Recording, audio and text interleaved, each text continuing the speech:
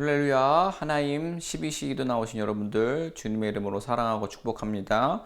오늘 우리에게 주시는 하나님 말씀은 에스겔서 14장 12절부터 23절입니다. 그 중에서 22절, 23절 두 절만 읽도록 하겠습니다. 그러나 그 가운데에 피하는 자가 남아있어 끌려 나오리니 곧 자녀들이라. 그들이 너희에게로 나오리니 너희가 그 행동과 소행을 보면 내가 예루살렘에 내린 재앙 곧 그 내린 모든 일에 대하여 너희가 위로를 받을 것이라. 너희가 그 행동과 소행을 볼 때에 그들에 의해 위로를 받고 내가 예루살렘에서 행한 모든 일이 이유 없이 한 것이 아닌 줄을 알리라. 주 여호와의 말씀입니다. 아멘. 하나님께서 반복해서 말씀하고 계십니다. 죄의 결과는 심판, 죽음입니다. 이 말씀은 하나님의 심판이 의롭고 철저하며 공정하다는 사실을 말해줍니다. 그 이유는 분명합니다. 예루살렘은 우상 숭배에 빠져서 정말 피상적인 그 겉모습만 형식적인 신앙생활을 반복하였습니다. 하나님의 경고를 가볍게 여겼습니다. 그래서 하나님께서는 심판의 방법으로 기근과 사나운 짐승, 칼, 전염병이라는 아주 무서운 재앙을 오늘 본문 13절부터 20절까지 계속해서 말씀을 하십니다. 하나님께서는 그 누구의 의로움이나 선행도 예루살렘에 내릴 심판을 막을 수 없다고 단호하게 말씀하십니다. 그리고 보면 그 상황마다 예로 등장하는 인물들이 있습니다. 노아와 다니엘과 욥입니다. 모두가 인정하는 최고의 의인들입니다. 그러나 최고의 의인이라 할 수 있는 이들이 그 땅에 있다라고 해도 그들은 자신만을 구원할 수 있을 뿐이다 라고 말씀하십니다. 이들이 어떤 사람입니까? 창세기 6장에 의하면 노아는 의인이요 당대의 완전한 자라. 그가 하나님과 동행하였다 라고 기록하고 있고요. 다니엘서 6장에 또 의하면 충성되어 아무 그릇됨도 없고 아무 허물도 없다라고 말씀하고 있습니다. 또 욥은 어떻습니까? 그와 같이 온전하고 정직하며 하나님을 경외하며 악에서 떠난 자는 세상에 없다라고 성경은 기록하고 있습니다. 정말 엄청난 믿음의 사람들입니다. 그런 이들조차도 죄악에 빠진 타인이나 공동체를 구원할 수 없다라는 더욱 절망적인 메시지를 주고 계시는 겁니다.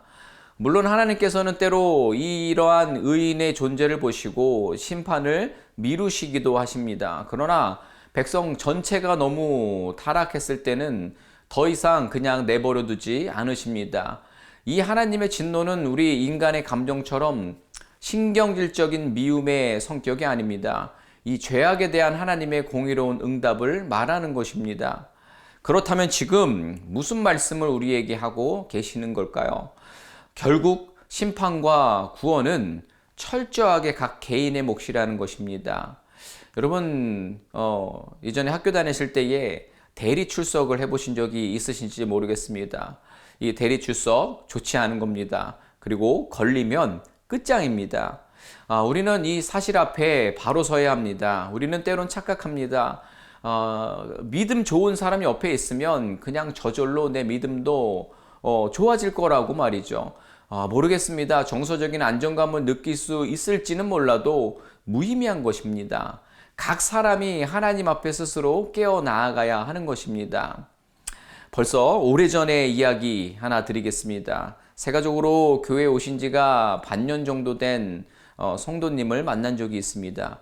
교회를 너무 좋아하고 사랑하신다는 이야기를 해서 분위기가 참 좋았습니다. 그래서 제가 뭐가 가장 좋으시냐라고 물었더니 제자훈련과 성경공부 과정이 체계적으로 되어 있어서 참 좋다라는 겁니다. 그러세요? 그러면 이번에 제자학교나 성경공부 강의를 신청하셨느냐라고 물었습니다. 그랬더니 시간이 없어서 아무것도 신청을 못했다라는 것입니다. 여러분 물론 사정이 있어서 신청을 못했을 것이라고 생각을 합니다. 그 다음번에 분명히 하셨을 겁니다. 그때 또 분위기가 참 좋아서 그 성도님에게 말씀드렸습니다.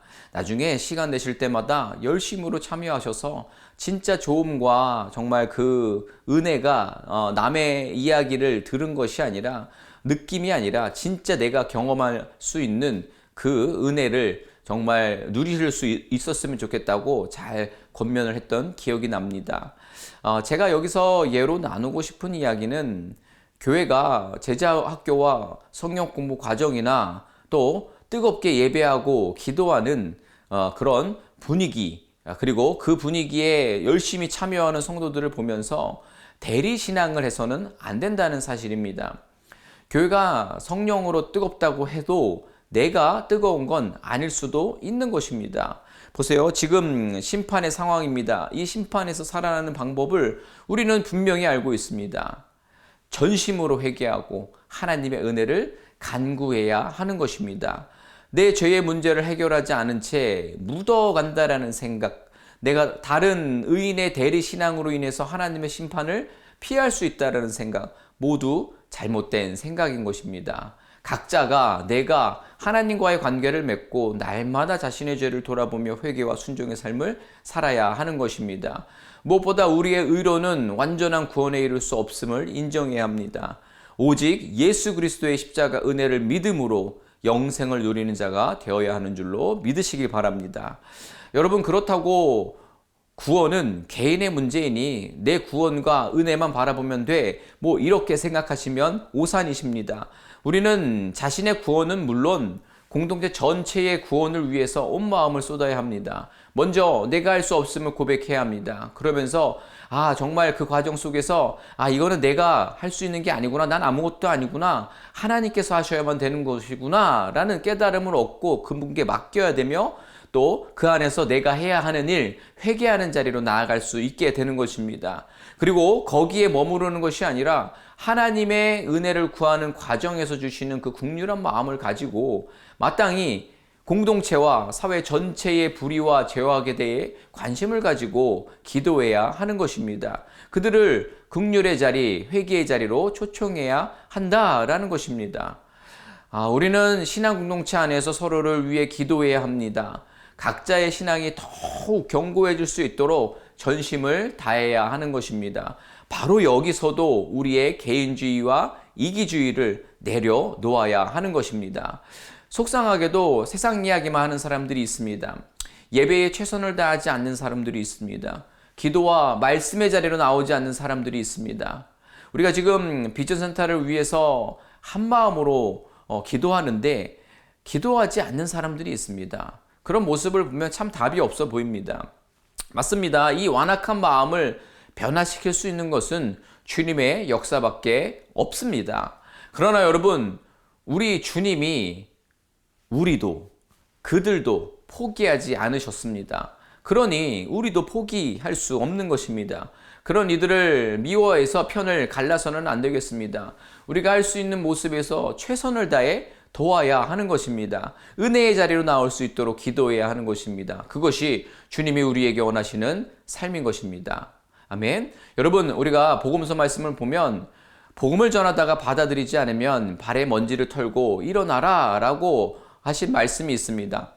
사도행전에도 비슷한 뉘앙스의 말씀이 기록되어 있는데, 먼저는 수고한 복음 전도자를 위로하는 말씀이기도 합니다. 그렇다고 해서 대충 전하다가 난 할 만큼 했습니다 라고 하고 털고 돌아서라는 이야기가 아닙니다.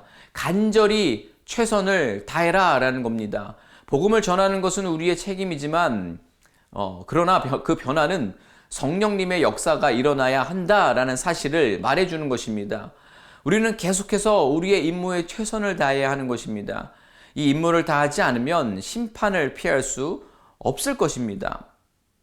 자, 여러분, 하나님께서는 우상을 버리고 회개하라는 경고를 무시하는 이스라엘을 향해서 노아, 다니엘, 욥 같은 의인이 있어도 그 땅을 구원하지 않겠다라고 하셨습니다. 이 말씀은 단지 그 시대만의 이야기가 아니라 오늘을 살고 있는 우리에게도 동일하게 주시는 경고의 말씀인 것입니다. 그렇게 하나님께서는 우리를 이 시대의 사명자로 부르셨습니다. 우리가 에스겔 후반부에 가면 33장 6절에 보면 주님은 이렇게 말씀하십니다.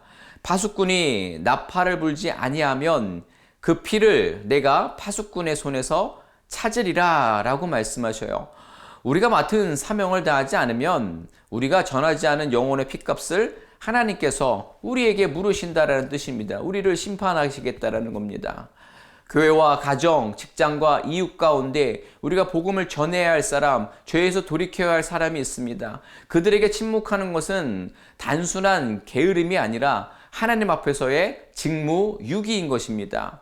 회개를 선포하고 사랑으로 경고하고 권면하고 복음을 전하는 일을 멈추지 마시기 바랍니다. 우상과 타협하지 않는 믿음, 그리고 맡겨진 자리에서 최선의 충성으로 하나님의 심판을 피하고 그분의 영광에 동참하는 우리가 되기를 소망합니다. 여러분, 성도라는 직분을 가지고 살아가고 있음에도 그 열심이 없었다면 오늘 다시 한번 회개하는 우리 모두가 되기를 소망합니다. 아멘. 자, 그런데요, 저는 참 그래요. 마음이 약해서 이런 말씀을 힘있게 준비하고 또 전하다 보면 갑자기 미안한 마음이 막 듭니다. 성도님들의 삶이 얼마나 치열한데 왜 이렇게 무거운 짐을 자꾸 지우나, 내가 뭐라고 라고 말이죠. 그러곤 잠깐 눈을 감습니다. 눈을 감고 기도를 합니다. 그랬더니 하나님께서 말씀하시더라고요. 아니, 성도들 말고 너한테 하는 말이야. 그러고 눈이 번쩍 뜨여져서 다시 설교 원고를 이어갑니다.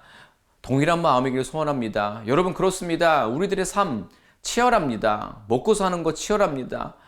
또 성도들의 모습을 볼 때는 객관적인 기준이 애매하긴 해도 우리는 신앙생활도 열심히 합니다.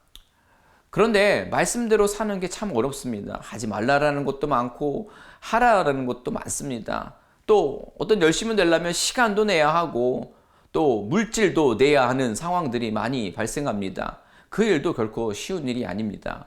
또 그뿐만이 아니라 내 구원을 위해서 날마다 회개하라는 말씀도 너무나도 어렵습니다. 또 내 구원뿐만이 아니라 다른 영혼들이 내가 깨달은 이 신비를, 이 행복의 그 자리를 그들도 깨닫고 그 자리로 나올 수 있도록 애쓰라는 이 말씀도 너무나도 어렵습니다. 그러나 여러분, 그 삶을 살아내는 것이 우리의 사명입니다. 그리고요, 이 일을 할 수 있는 이유가 있습니다. 우리 각자가 주님의 경고 앞에서 회개와 사명을 다하는 것 중요합니다. 하지만 그것만으로는 우리의 열심을 다 끄집어낼 수 없다라고 생각합니다. 자, 하나님께서는 심판 속에서도 희망의 빛을 비추십니다. 자, 지금 우리 본문 전체와 또 21절에 휘감긴 이 공포를 보세요. 이제 하나님께서 이 과정에서 네 가지의 심판에 대한 이야기를 쭉 하셨는데 그 심판에 대한 이야기를 다시금 이제 정리를 하시면서 그 심판이 얼마나 무서운 것인지에 대해서 말씀하십니다. 마치 확인사살 같은 구절입니다. 또 이것이 저들에게 닥친 현실이었습니다. 그러나 22절부터 위로와 소망의 메시지로 전환이 됩니다. 그러나 그 가운데에 피하는 자가 남아있어 끌려 나오리니 곧 자녀들이라. 이 자녀들에 대한 이야기가 사실은 그 13절부터 20절까지는 굉장히 자녀들이 구원을 받을 수 없다라는 뜻의 말씀으로 기록이 되어 있잖아요. 그것이 육적인 영적인 자녀들을 말하는 것인데 그만큼 소망이 없다라는 말씀을 해주시는 것입니다. 그런데 22절에서 전환이 돼서 그들이 너희에게로 나오리니 너희가 그 행동과 소행을 보면 내가 예루살렘에 내린 재앙 곧 그 내린 모든 일에 대하여 너희가 위로를 받을 것이다. 아멘. 자, 오늘 읽은 22절, 23절의 이 말씀이 없으면 우리의 삶에는 소망이 없는 것입니다. 우리들의 그 어떠한 열심도 결국엔 절망과 죽음 앞에 서게 될 것입니다. 우리가 잘 알고 있듯이 심판이라는 말과 의미는 우리를 힘들게 합니다. 그러나 정말 놀랍게도 심판이라는 말에 소망이 담겨져 있다라는 사실입니다. 심판이 멸망과 절망이 아니라는 것입니다. 심판 앞에 벌벌 떨며 노예같이 일하라는 일방적인 경고가 아니라는 것입니다. 하나님께서는 온갖 심판 속에서도 살아남는 자들이 있을 것이라고 약속하십니다. 그래서 위로를 받는다라고 약속해 주십니다. 아멘. 놀랍지 않으십니까? 하나님께서는 공의로 절망적이고 혹독한 심판의 진노를 말씀하셨습니다. 언급된 4가지 심판의 형태는 그 누구도 빠져나갈 수 없게 빽빽하게 엮은 그물과도 같은 재앙입니다. 그 누구도 빠져나갈 수 없습니다. 예외가 될 수 없다라는 겁니다. 실제 역사적으로 저들은 나라가 망하였습니다. 누구도 예외 없이 뿔뿔이 흩어지고 누구도 예외 없이 바벨론 포로로 살아가고 있습니다. 교만했던 저들의 현실은 멸망이었습니다. 여러분, 여기에 그 어떤 소망이 있겠습니까? 예언 그대로, 심판의 예언 그대로 그것이 이루어진 것을 보게 됩니다. 안타까운 광경입니다. 절망적인 광경입니다. 그러나 우리 하나님께서는 긍휼을 잃지 않으십니다. 에스겔 14장 22절 23절의 위로는 심판의 현실을 인정하는 가운데도 하나님의 긍휼과 구원이 항상 열려 있음을 알리는 희망의 메시지인 것입니다. 여러분, 우리는 이 희망의 메시지의 핵심을 잘 알고 있습니다. 심판받아 마땅한 우리를 대신해 심판 받으셨습니다. 그래서 우리에게 새 생명의 은혜를 주셨는 줄로 믿습니다. 아멘. 말씀 마무리합니다. 우리는 하나님께서 내리시는 심판에서 살아남은 자들인 줄로 믿습니다. 그러기에 세상의 가치와 풍속을 따르지 말고 하나님 나라의 가치를 붙들고 살아야 하는 것입니다. 날마다 뜨겁게 회개하며 사랑의 빚진 자로서 이웃을 품고 섬기며 정직과 겸손으로 살아가야 합니다. 우리가 맡은 사명을 다하지 않으면 하나님께서 우리에게 그 핏값을 물으신다라고 하십니다. 복음을 전하며 회개를 선포하는 일을 감당하시는 우리가 되었으면 좋겠습니다. 주님께서 우리를 이 세대의 사명자로 부르셨기에 하나님의 긍휼과 사랑을 붙들고 끝까지 충성하기를 소망합니다. 행여 삶의 혹독한 상황에 지쳐 메마른 영혼이 있다면 혹독한 심판의 메시지 속에 감추어진 하나님의 사랑을 발견해 보시길 바랍니다. 그래서 다시 위로받고 힘내서 그 일을 감당할 수 있는 우리 모두가 되기를 주님의 이름으로 축원을 드립니다. 아멘. 오늘 말씀 기억하면서 우리가 기도했으면 좋겠습니다. 먼저 여러분, 대리신앙 안 됩니다. 내가 해야 합니다. 내가 하나님 앞에서 나와오고 하나님 앞에 기도해야 하고 하나님 앞에 회개해야 합니다. 의인은 믿음으로 살리라 하셨습니다. 심판 중에도 하나님이 찾으시는 사람이 있다라는 것을 기억하며 세상의 우상을 버리고 하나님의 영광만 붙드는 그 사람이 되었으면 좋겠습니다. 그래서 이 시간 우리가 먼저 우리들의 마음을 살피며 회개합시다. 겉모습만의 신앙이 아니라 하나님의 심판을 피해 위로의 은혜를 남기는 정말 남은 자들 되게 하여 주옵소서. 또한 우리를 부르신 주님의 사명을 붙들고 복음을 전하는 충성된 종 되게 하여 주옵소서. 정말 주여, 말씀에 남긴 이 남은 자들의 그 역사를 우리를 통해서 이루게 하여 주옵소서. 이 말씀 기억하면서 또 우리에게 허락하신 그 남은 자의 은혜를 기억하며 다시 한번 우리의 신앙을 돌볼 수 있는, 돌아볼 수 있는 시간 되게 해달라고 이 시간 다시 한번 같이 기도하도록 하겠습니다. 기도합니다. 하나님 아버지, 시간 우리가 말씀을 기억하면서 기도합니다. 주님, 특별히 오늘 허락하신 말씀을 가슴에 새기기 원합니다. 먼저 우리가 어떤 교회의 분위기와 믿음이 좋은 사람들을 통하여서 만족하고 있는 모습이 있었다면 그 대리신앙의 모습 내려놓게 하여 주옵소서. 내가 회개해야 하고 내가 말씀과 순종의 자리로 나와야 하고 의인은 믿음으로 살리라 라고 하신 말씀을 신뢰하며 심판 중에 그 심판을 미루시는, 또 소망을 남기시는 그 찾으시는 사람을 아버지 꿈꾸며 나아갈 수 있는 우리 되게 하여 주옵소서. 그 사람은 세상의 우상과 또 우리의 쾌락과 우리가 취하고 싶은 것들을 내려놓고 하나님의 영광만 붙들고 하나님의 사명을 붙드는 사람인 줄로 믿습니다. 이 시간 우리가 우리의 사명을 다시 한번 돌아보게 하여 주옵소서. 살피게 하여 주옵소서. 그래서 우리에게 부정한 모습이 있다면 주님 앞에 철저하게 회개할 수 있게 하여 주옵소서. 그래서 겉으로 보이는 모습만 우리가 아버지 거룩의 모습을 형태를 띠는 것이 아니라 하나님의 심판을 피해 정말 위로의 그 축복을 누리는 남은 자 그 은혜를 누리게 하여 주시옵소서. 그래서 남은 자의 사명을 잘 또 기억하여서 우리에게 허락하신 복음을 위해서 달려나아갈 수 있는 우리 모두 되게 하여 주옵소서. 정말 주님, 이 땅에 주님의 귀한 메시지를 깨닫고 이 심판의 메시지 안에서 우리가 남은 자의 그 인생과 또 책임을 감당하기로 하는 귀한 사명들을 붙잡고 나아가는 모든 남은 자들을 일으켜 세워 주시옵소서. 그래서 그들의 연합된 모습으로 또 변함없는 모습으로 인해서 하나님 나라를 이루는 역사를 허락하여 주시옵소서.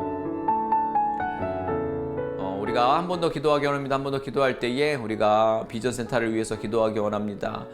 정말 우리가 비전센터를 통하여서 놀라운 하나님 나라를 발견할 수 있게 해달라고 기도했으면 좋겠습니다. 정말 비전센터가 건물로 우리에게 주어지는 것이 아니라 그 비전센터를 상징적으로 바라봐서 우리가 소망하는 그 자리에 우리가 철저하게 무릎 꿇고 회개하는 시간이 있게 되게 해달라고 기도했으면 좋겠습니다. 그래서 우리도 모르는 사이에 물질과 또 인본주의와 또 진리가 아닌 것을 우리가 눈여겨 바라보고 나아가는 우리들의 모든 마음들을 주님 앞에 내려놓고 회개해서 그 비전센터에서 그 거룩한 성전에서 우리가 예배할 수 있는 성결한 신부가 되게 해달라고 그 변화된 우리들의 모습을 통해 하나님께서 약속을 성취시켜 주시고 또 그렇게 우리가 뜨겁게 영적인 부흥을 통하여서 나아가는 우리들의 모습을 통해 또 다른 영혼들, 육적인 다음 세대, 영적인 다음 세대들이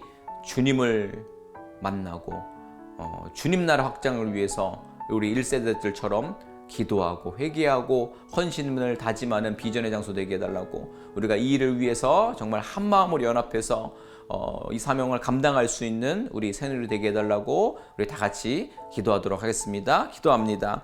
하나님 아버지, 이 시간 다시 한번 기도합니다. 기도할 때에 비전센터를 위해서 기도하는데 주님, 그 장소가 그냥 우리가 취하고 누리는 것으로 우리가 건물로 생각하는 것이 아니기 원합니다. 정말 우리 가운데 있는 물질주의와 또 아버지 만몬주의 그리고 이기주의 그 모든 인본주의 우리를 사로잡고 있는 세상의 그 모든 악한 것들이 아버지 하나님 주 안에서 새로워지게 하여 주옵소서. 정결해지게 하여 주시옵소서. 정말 그래서 하나님 나라의 가치로 세워지는 귀한 아버지 비전의 장소 되게 하여 주시옵소서. 정말 하나님 그곳에서 우리의 마음속에 우리 삶속에 가득한 우상과 탐욕을 깨트리고 그 자리를 취하고 하나님 허락하신 그 자리로 나아갈 수 있는 복의 복을 허락하여 주시옵소서. 그래서 그런 회개의 장소와 거룩한 장소가 되어서 그 귀한 신앙의 유산이 우리 다음 세대들에게 물려져서 저들이 그곳에서 주님을 고백하며 주님만이 우리의 삶의 이유임을 고백하며 하나님 나라 확장을 위해서 인생의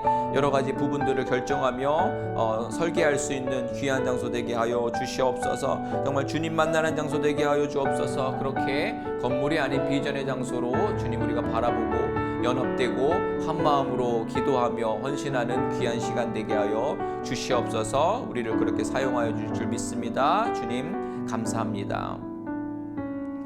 하나님, 오늘 말씀을 통하여서 우리에게 하시는 심판의 메시지를 어느 누구를 향해 하는 말이 아니라 내 스스로가 받아들이고 회개할 수 있는 은혜를 허락하여 주시옵소서. 대리신앙 아니고 겉모습만 그 피상적인 그 우상에 가득한 곳에 사로잡혀 있는 우리들의 모든 것들을 내려놓고 주님 앞에 회개로 나아가고 정결한 모습으로 의인된 모습으로 주님의 그 심판에 통하여서 하시고자 하는 말씀에 우리가 깨닫고 그 자리에 설 수 있는 의인으로 설 수 있는 저희들 되게 하여 주시옵소서. 그래서 하나님이 모든 것을 하시지만 하나님은 새로운 하나님 나라 확장을 위하여서 또 위로를 위해서, 소망을 위해서 남기신 이가 있는 줄 믿습니다. 그 자리에 주인공이 되기 원하고, 그 우리의 신앙의 유산을 잘 물려받아서 우리의 영적인 또 육적인 다음 세대들이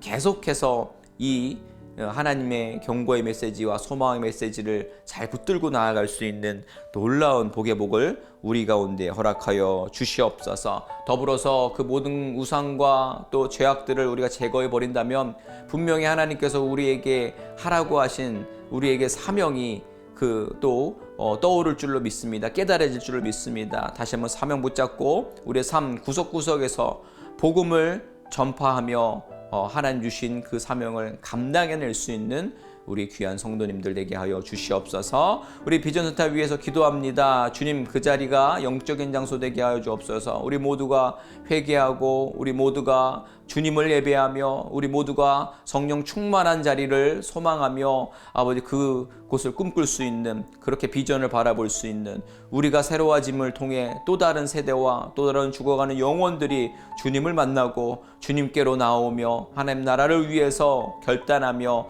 헌신하는 이들이 쏟아져 나오는 귀한 비전의 장소 되게 하여 주옵소서. 이 일을 위해 우리가 한 마음으로 연합되어 기도하며 우리의 영적인 정결함을, 영적인 각성을 이루어낼 수 있는 귀한 이 과정 되게 하여 주시옵소서.